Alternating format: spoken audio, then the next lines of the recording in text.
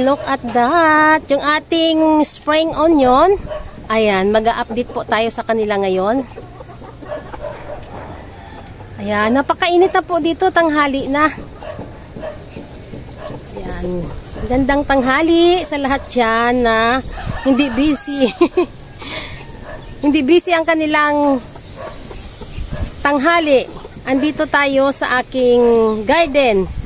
Ayan, silipin natin ngayon yung ating mga spring onion na naitanim natin nung nakaraan lang na na-vlog natin sila. Ayan po ang kanilang kalagayan na ngayon. Namumulaklak po sila ng madami at napakalago na po nila. Ayan.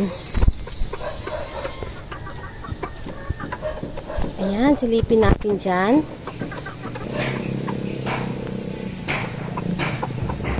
Ayan lang po yung ating pinagtaniman dyan ng ating spring onion, no? Napaka lago na po nila. Nakailang harvest na po tayo sa kanila. Lalo po silang dumadami. At ang daming bubuyog. Kasi ang dami na pong bulaklak, oh. Ayan.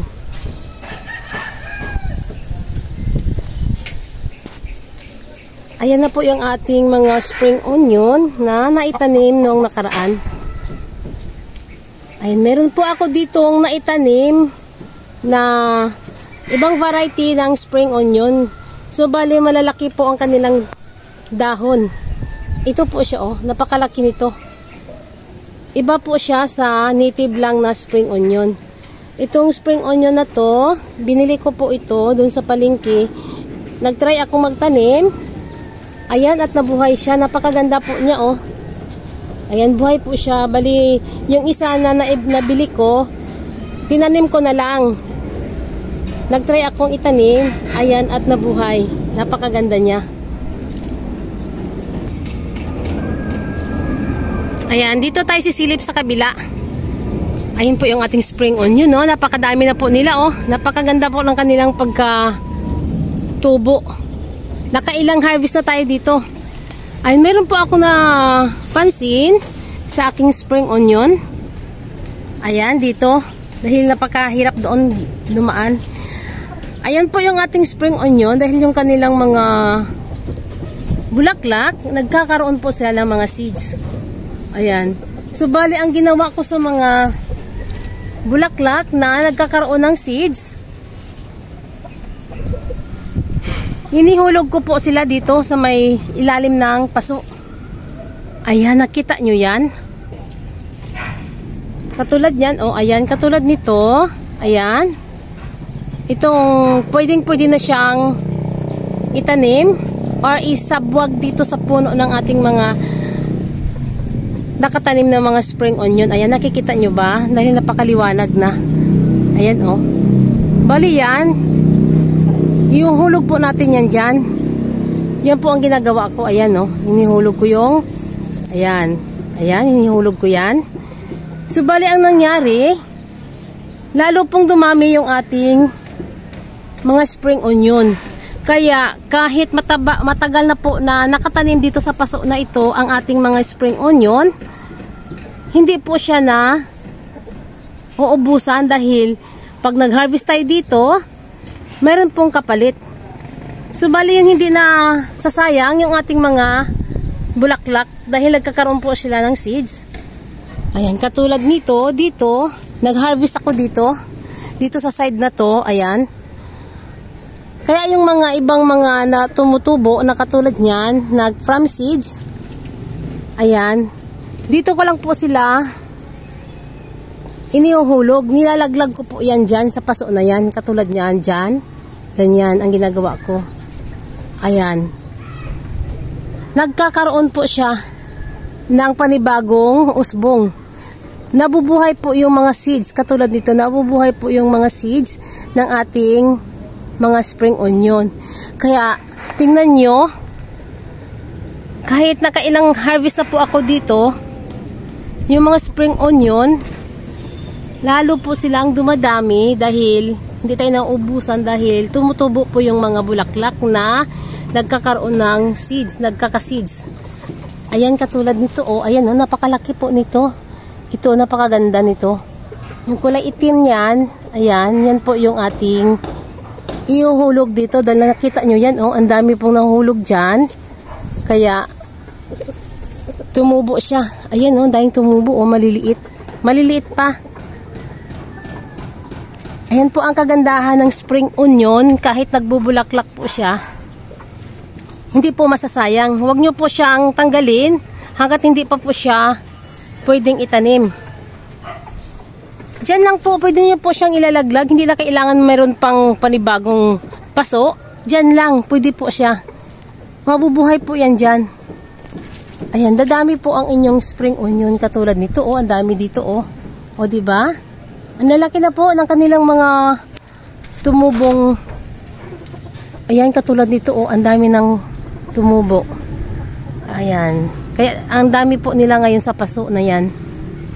O, diba? Kahit nakapaso lang po tayo, hindi natin kailangan bumili pa ng seeds ng spring onion. Pwede na po tayo magtanim at magbubulaklak siya. Ay, napakaganda po ng bulaklak niya, napakabango.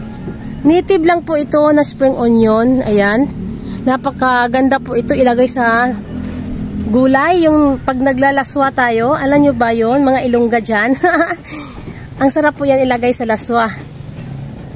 Ayan. Mas maganda po itanim ang spring onion na native dahil siya po ay mabango. Ay, napakabango po ng spring onion. Pag wala tayong sibuyas, ayan, pwede po siyang ilagay sa ating niluluto.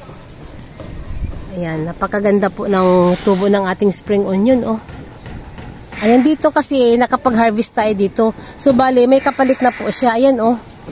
Ayan. Mabilis lang po dumami ang spring onion. Ang bilis lang po niyang dumami. Kaya kahit matandang-matanda na po yung ating spring onion sa paso na katulad niyan, hindi po tayo mawawalan. Dahil yung kanilang mga seeds nahuhulog lang yan at dumadami. Ayan, ito po, ang dami po niya, oh. Napakadami po ditong tumubo. Ayan, oh, pwede mo po ito kung gusto mong i-transfer, kung marami kang lupa o marami kang paso. Pwede po siyang i-transfer. Ayan. O kung gusto mo naman ipunla muna, ang daming seeds. Ayan, no, ang daming seeds niyan, oh. Ayan, yan po ang kagandahan ng ating mga spring onion na naitanim dito sa mga paso na ito. Ayan. So, bali itong isang variety na to na naitanim ko, na nabili ko sa palengke. Napakaganda po niya, oh, napakalaki. Ayan, pag yan po ay magbubulaklak, itatanim po natin sila para dadami po yung ating mga spring onion na ganyang variety. Ayan, malalaki po ang kanyang mga dahon. Ayan. Ayan. Ayan, sisilipin natin, ha, katulad niyan, oh. Ganyan lang po. Diyan, pwede na tayo magtanim ng ating spring onion. Napakaganda. Ayan. Ang bilis po dumami ng spring onion. Ang spring onion kasi, ayaw po niya nang lagi po siyang dinidiligan. Mas gusto niya, alternate lang ang pagdidilig. Ngayon, didiligan mo siya. Bukas, huwag muna. Kasi, nalalanta po na pumapangit po ang kanilang mga dahon. Ang bilis lang po niyang malanta. So, bali, dapat ang gagawin nyo, pag kayo ay direct sunlight, maglagay po kayo ng net sa taas. Katulad niyan, sa akin, naglalagay ako ng net.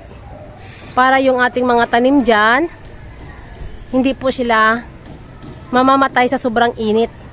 Mas gusto nila yung tama lang. Ayan, maglagay tayo ng net. Ayan. Okay. Ayan, at magdidilig tayo. Didiligan na po natin yan kasi kahapon hindi tayo nakapagdilig sa ating spring onion. Ngayon, kailangan na po natin silang diligan dahil maaraw na. Tanghali na. Ayan. Okay, thank you. At naway may natutunan kayo sa aking na iba-vlog dito sa aking spring onion ngayon. Ayan. ganyan lang ang ating gagawin sa ating spring onion para lalo po silang dumadami. Ayan, salamat sa inyong lahat.